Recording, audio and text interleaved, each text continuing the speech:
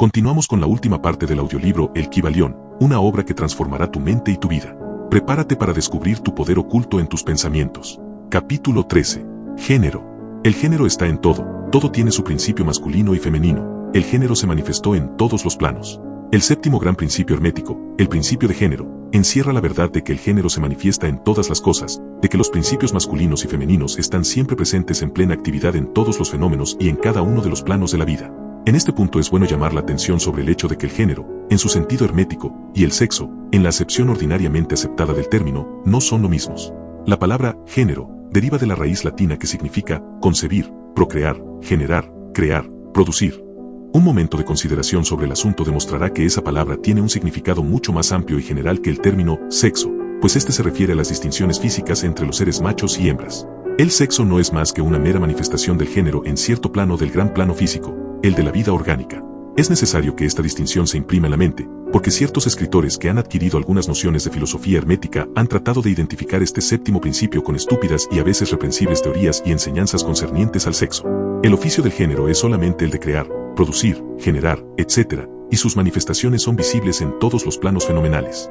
Es un tanto difícil aportar pruebas de esto siguiendo las líneas científicas, porque la ciencia no ha reconocido todavía a este principio como de aplicación universal. Pero, así y todo, van produciéndose algunas pruebas provenientes de fuentes científicas.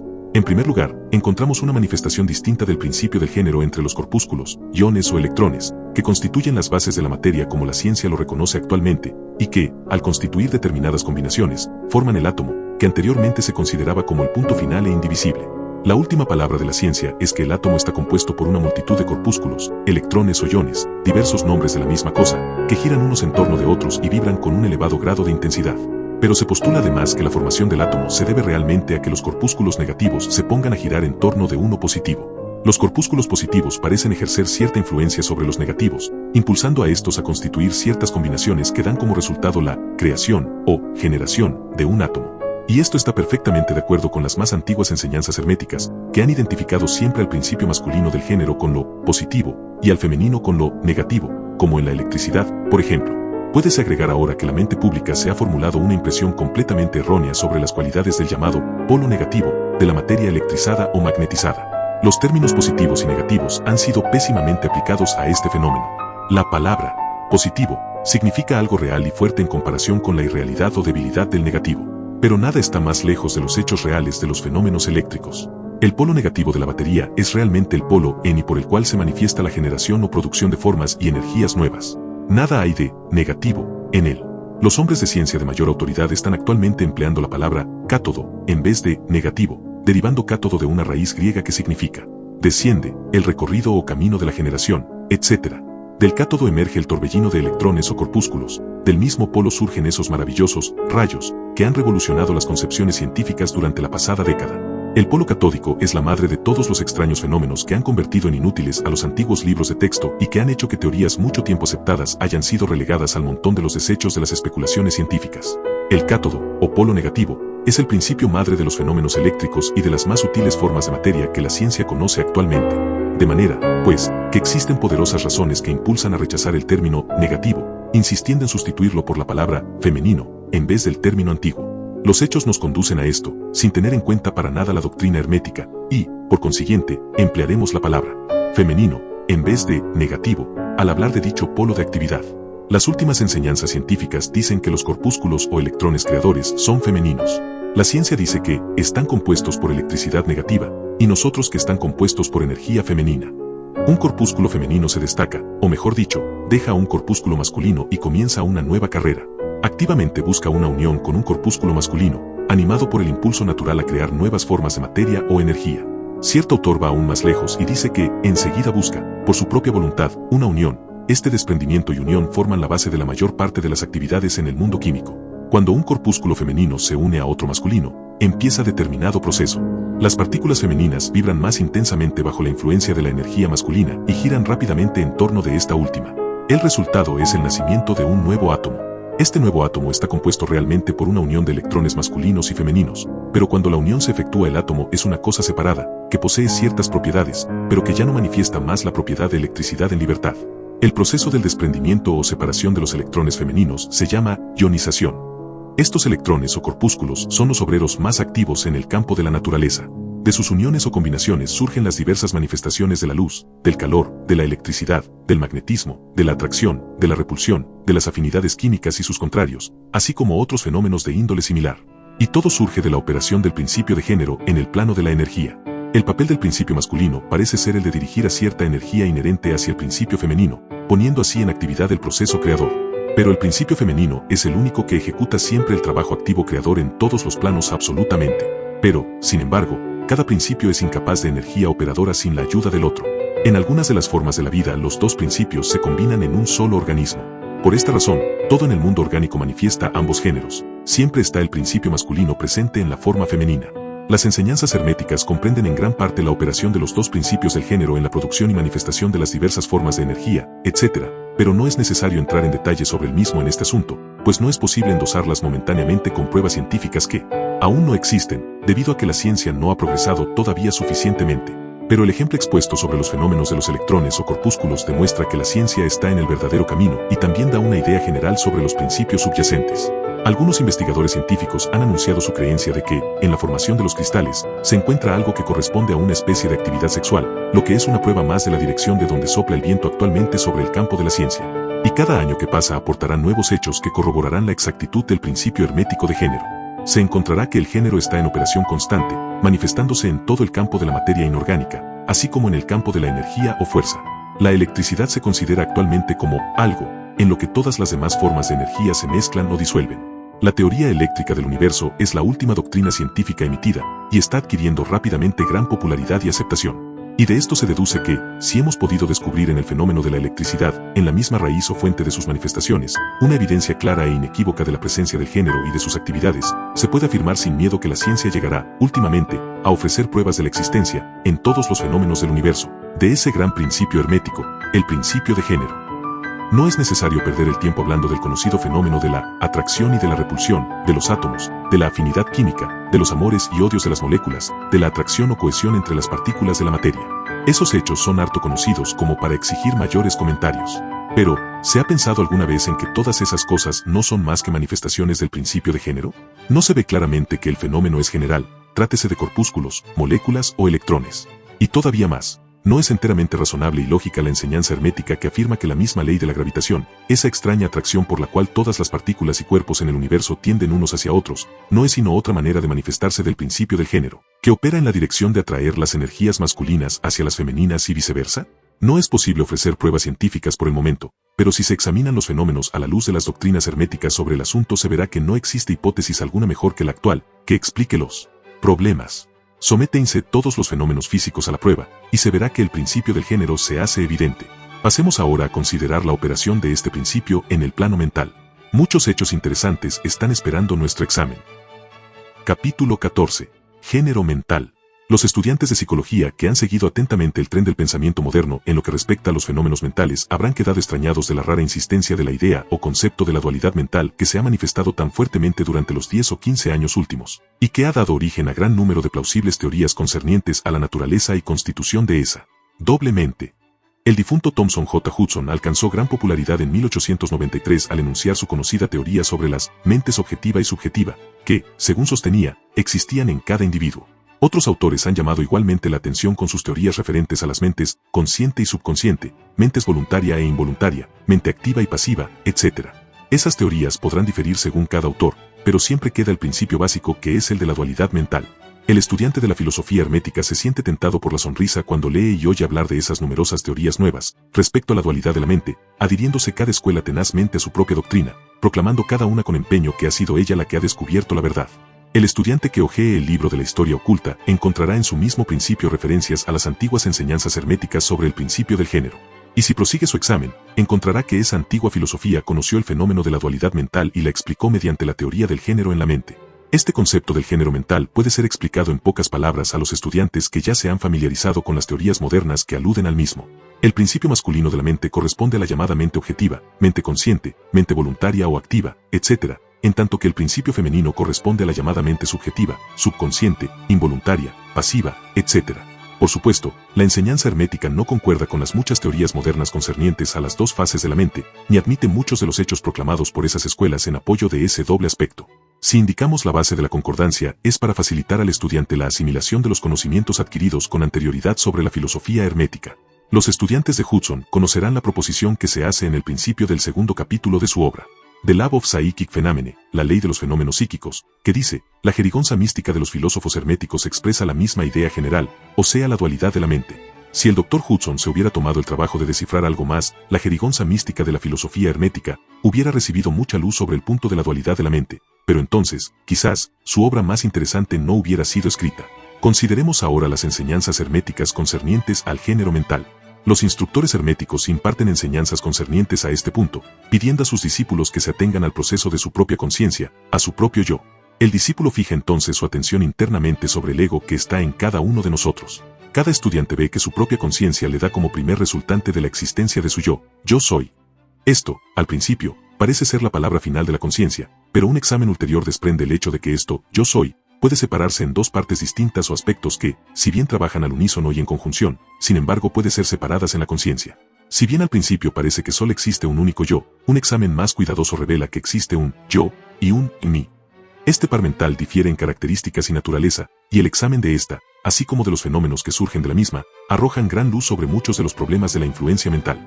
Comencemos considerando el mí, que generalmente se confunde con el yo, si no se profundiza mucho en los recesos de la conciencia.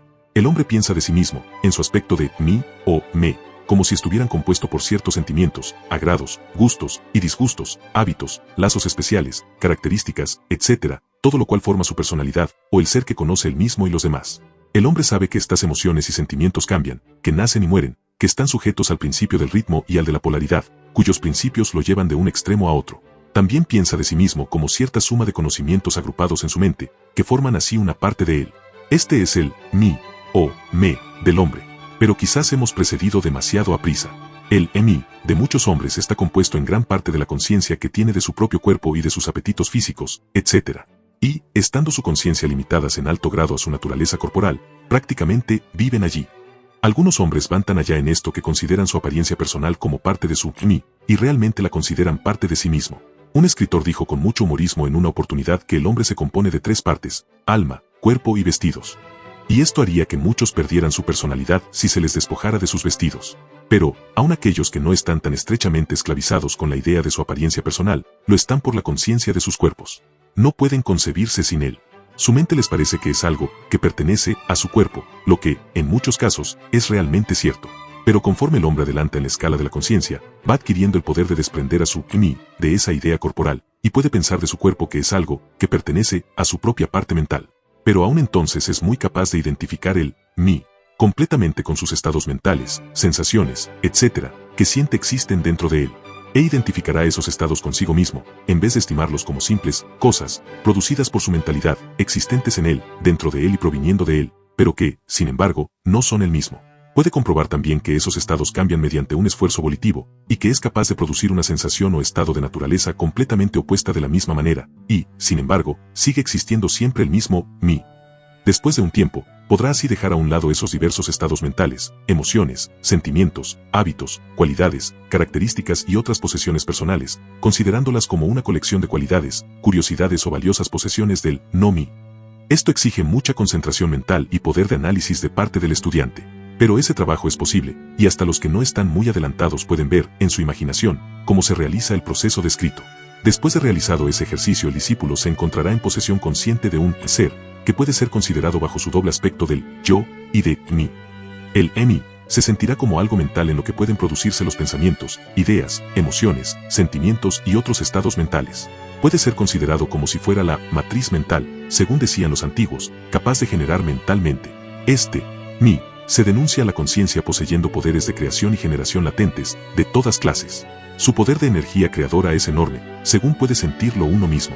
Pero, a pesar de todo, se tiene la conciencia de que debe recibir alguna forma de energía, bien del mismo yo, inseparable compañero, o bien de algún otro yo, a fin de que así pueda producir sus creaciones mentales. Esta conciencia porta consigo una realización de la enorme capacidad de trabajo mental y de poder creador que encierra. El estudiante encuentra pronto que no es todo lo que hay en conciencia íntima, pues ve que existe un algo mental que puede querer que él, mí, obre de acuerdo con cierta línea creadora y que, sin embargo, permanece aparte, como testigo de esa creación mental. A esta parte de sí mismo se le da el nombre del yo, y puede reposar en su conciencia a voluntad. Allí se encuentra, no una conciencia de una capacidad de generar y crear activamente en el sentido del proceso gradual común a las operaciones mentales, sino más bien de la conciencia de una capacidad de proyectar una energía del yo al mí, querer, que la creación mental comience y proceda. También se experimenta que el yo puede permanecer aparte, testigo de las operaciones o creaciones mentales del mí. Este doble aspecto existe en la mente de toda persona. El yo representa al principio masculino del género mental y el mí al principio femenino. El yo representa el aspecto de ser, el mí, el aspecto de devenir. Se notará que el principio de correspondencia opera en este plano lo mismo que en el que se realiza la creación del universo. Los dos son parecidos, si bien difieren enormemente de grado. Como es arriba, es abajo, como es abajo, es arriba. Estos aspectos de la mente, los principios masculinos y femeninos, el yo y el mí, considerados en relación con los fenómenos psíquicos y mentales ya conocidos, dan la clave maestra para dilucidar la operación y manifestación de esas nebulosas regiones de la mente. El principio del género mental aporta la verdad que se encierra en todo el campo de los fenómenos de influencia mental. La tendencia del principio femenino es siempre la de recibir impresiones, mientras que la tendencia del masculino es a darlas o a expresarlas. El principio femenino tiene un campo de acción mucho más variado que el masculino. El principio femenino conduce el trabajo de generar nuevos pensamientos, conceptos, ideas, incluso la obra de la imaginación. El masculino se contenta con el acto de querer en sus varias fases. Sin embargo, sin la ayuda activa de la voluntad del principio masculino, el femenino puede contentarse con generar imágenes mentales que son el resultado de impresiones recibidas del exterior, en vez de producir creaciones mentales originales. Las personas que pueden prestar continuada atención a un sujeto emplean activamente ambos principios mentales, el femenino, en el trabajo activo de la generación mental, y el masculino en estimular y dar energía a la porción creadora de la mente. La mayoría apenas hace uso del principio masculino, y se contenta con vivir de acuerdo con los pensamientos e ideas que se filtran en su mí, y provienen del yo, de otras mentalidades. Pero no es nuestro propósito detenernos en esta fase del asunto, cosa que puede estudiarse en cualquier tratado bueno de psicología, con la clave ya indicada sobre el género mental. El estudiante de los fenómenos psíquicos conoce la realidad de los maravillosos fenómenos clasificados como telepatía, influencia mental, sugestión, hipnotismo, etc. Muchos han buscado explicación a estas diversas fases de los fenómenos, siguiendo las teorías de dualidad mental promulgadas por los diferentes instructores. Y, hasta cierto punto, están en lo cierto, porque realmente existe una manifestación clara y definida de dos fases distintas de actividad mental. Pero si esos estudiantes consideran esa dualidad a la luz de las enseñanzas herméticas concernientes a la vibración y al género mental, verían que la clave tan buscada la tienen al alcance de la mano. En los fenómenos telepáticos se ve que la energía vibratoria del principio masculino se proyecta hacia el principio femenino de otra persona, y que esta última absorbe ese pensamiento y le permite desarrollarlo y madurarlo. En la misma forma obra la sugestión y el hipnotismo. El principio masculino de una persona da la sugestión dirigiendo una corriente de energía o poder vibratorio hacia el principio femenino de otra, y ésta, al aceptarla, la hace suya y piensa en consecuencia. Una idea así alojada en la mente de otra persona crece y se desenvuelve, y a su tiempo es considerada como una verdadera creación mental del individuo, mientras que en realidad no es más que el huevo de un cuco puesto en el nido del gorrión, pues aquel pájaro pone sus huevos en un nido ajeno. El proceso normal es que el principio masculino y el femenino de una persona obren coordinada y armoniosamente conjuntamente. Pero, desgraciadamente, el principio masculino del hombre corriente es demasiado inerte y perezoso para obrar y el despliegue de poder volitivo es muy ligero, y, en consecuencia, la mayoría está dirigida por las mentes y voluntades de los demás a quienes se permite querer y pensar por uno mismo.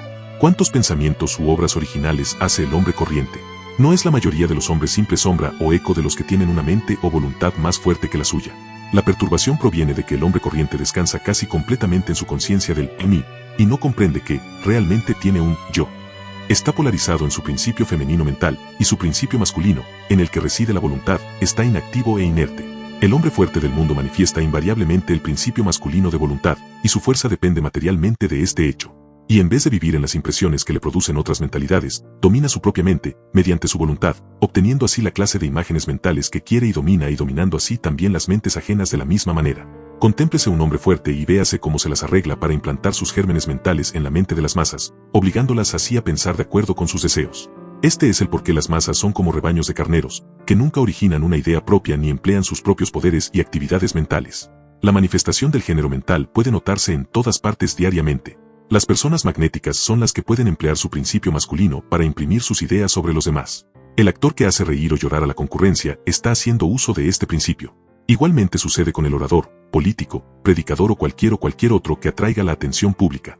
La influencia peculiar que ejerce un hombre sobre otro es debido a la manifestación del género mental según las líneas vibratorias ya indicadas. En este principio está el secreto del magnetismo personal, de la fascinación, etc., así como también de los fenómenos agrupados bajo el nombre de hipnotismo. El estudiante que se ha familiarizado con los fenómenos generalmente denominados psíquicos habrá descubierto la importante parte que desempeña en los citados fenómenos esa fuerza que la ciencia llama sugestión, por cuyo término se indica el proceso o método por el cual se transfiere una idea o se imprime sobre la mente de otro, obligando así a la segunda mentalidad a obrar concordantemente. Una verdadera comprensión de la sugestión es necesaria para comprender inteligentemente los varios fenómenos psíquicos a que la sugestión da origen. Pero aún es más necesario el conocimiento de la vibración y del género mental, porque todo el principio sugestivo depende de estos.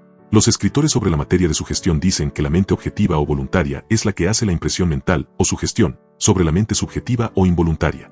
Pero no describen el proceso ni indican alguna analogía mediante la cual sea más fácil comprender la idea. Si se contempla el asunto a la luz de las enseñanzas herméticas, se verá que la energetización del principio femenino por la energía vibratoria del masculino está de acuerdo con las leyes universales de la naturaleza, y el mundo natural ofrece innumerables analogías que facilitan la comprensión del principio. En realidad, la doctrina hermética afirma que la misma creación del universo obedece a dicha ley y que en todas las manifestaciones creadoras sobre los planos espiritual, mental y físico, siempre está en operación el principio de género, la expresión de los principios masculino y femenino. Como es arriba, es abajo, como es abajo, es arriba. Y aún más que esto, cuando se comprende este principio se es capaz de clasificar inteligentemente de inmediato los variados fenómenos psicológicos, en vez de quedarse confuso ante ellos. El principio realmente trabaja en la práctica, porque está basado sobre las leyes universales e inmutables de la vida. No entraremos ahora en una dilucidación detallada de los diversos fenómenos concernientes a la influencia mental o a la actividad psíquica. Hay muchos libros, en su mayor parte muy buenos, que se han escrito últimamente sobre el asunto. Los hechos principales señalados en esas obras son exactos, aunque los diversos autores tratan de explicarlos por las diferentes teorías de su propia cosecha. El estudiante puede familiarizarse con estas materias, y utilizando la doctrina del género mental podrá coordinar convenientemente la masa caótica de teorías y enseñanzas en conflicto, y podrá, además, adueñarse completamente del asunto si a ello se sintiera inclinado. El objeto de esta obra no es el de dar una explicación extensa de los fenómenos psíquicos, sino más bien el de indicar sencillamente la clave maestra que abre las muchas puertas que conducen al templo del saber, si se desea explorar su interior. Creemos que al examinar las enseñanzas encerradas en el Kybalión es fácil encontrar la explicación de muchas dificultades que confunden. De nada sirve entrar en detalles referentes a las muchas características de los fenómenos psíquicos y mentales si al estudiante le son dados los medios para comprender el asunto que atrae su atención. Con la ayuda del Kybalión se puede entrar en cualquier biblioteca, pues la antigua luz de Egipto iluminará las páginas confusas y los problemas oscuros. Este es el verdadero objeto de esta obra. No venimos a exponer una filosofía nueva, sino a suministrar las bases fundamentales de la antigua enseñanza universal que esclarece todas las doctrinas, y que servirá para conciliar todas las teorías, por diferentes u opuestas que parezcan. Capítulo 15. Axiomas herméticos. La posesión del conocimiento, si no va acompañada por una manifestación y expresión en la práctica y en la obra, es lo mismo que el enterrar metales preciosos, una cosa vana e inútil. El conocimiento, lo mismo que la fortuna, deben emplearse. La ley del uso es universal, y el que la viola sufre por haberse puesto en conflicto con las fuerzas naturales. Las enseñanzas herméticas han sido cuidadosamente mantenidas en secreto, en el corazón de sus afortunados poseedores, por las razones ya expuestas, pero nunca se pensó en mantenerlas siempre así. La ley del uso está encerrada en dichas enseñanzas, como puede verse en el párrafo anterior. Si no se emplea y expresa, el conocimiento es una cosa vana que no puede aportar el menor beneficio a su poseedor ni a su raza. Guardémonos de toda avaricia mental, y expresemos en la acción lo que hayamos aprendido. Estudiense los axiomas y aforismos, pero practíquenselos también. Damos a continuación algunos de los más importantes axiomas herméticos, tomados del Kybalión, con algunos comentarios agregados. Que cada uno los haga suyos y los practique y emplee, porque nunca serán realmente una posesión propia hasta que se los haya llevado a la práctica. Para cambiar vuestra característica o estado mental, cambiad vuestra vibración. Uno puede cambiar sus vibraciones mentales, mediante un esfuerzo de la voluntad, fijando la atención deliberadamente sobre el estado deseado. La voluntad es la que dirige a la atención, y esta es la que cambia la vibración. Cultívese el arte de estar atento, por medio de la voluntad y se habrá resuelto el problema de dominar las propias modalidades y estados de la mente. Para destruir un grado de vibración no deseable, póngase en operación el principio de polaridad y concéntrese a la atención en el polo opuesto al que se desea suprimir. Lo no deseable se mata cambiando su polaridad. Esta es una de las más importantes fórmulas herméticas y está basada sobre verdaderos principios científicos. Ya se indicó que un estado mental y su opuesto eran sencillamente dos polos de una misma cosa, y que mediante la transmutación mental esa polaridad podía ser invertida.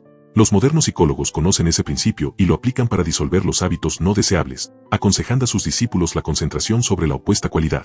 Si uno tiene miedo, es inútil que pierda su tiempo tratando de matar el miedo, sino que debe cultivar el valor, y entonces el miedo desaparecerá.